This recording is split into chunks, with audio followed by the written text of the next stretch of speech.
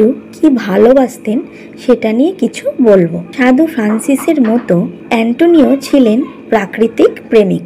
তাই জীবনের শেষ দিনগুলো তিনি কাটিয়েছিলেন কাম্পো সান পিয়েরো বীজনাশ্রমের সামনে, এক বিশাল গাছের শাখা প্রশাখার ওপরে তৈরি হোগলা আর বেতের ছোট একটি কুঁড়েঘর। আরও দুজন সন্ন্যাসীও তার সঙ্গে থাকতেন অন্য দুটি কুঁড়েঘরে, ওই বিশাল গাছটির নিচের দিকের শাখা প্রশাখার ওপরে। সাধু অ্যান্টনির সবচেয়ে প্রাচীন জীবনী গ্রন্থে সাধু অ্যান্টনির সেই কুঁড়েঘর সম্পর্কে লেখা আছে। পার্থিব জগতে এটাই তার শেষ বাসস্থান, গাছের ওপর কুঁড়েঘর, ঠিক যেন স্বর্গে উড়ে যেতে প্রস্তুত কোনো পাখির মতো গাছের ডালে বসে থাকা।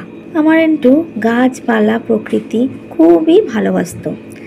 এই জন্য সে মাঠে ঘাটে বাগানে যেখানেই তার ভালো লাগতো সে ধর্মপ্রচার করে বেড়াতো। তো এই হলো আমার অ্যান্টুর একটি ছোট্ট ভালোবাসার গল্প।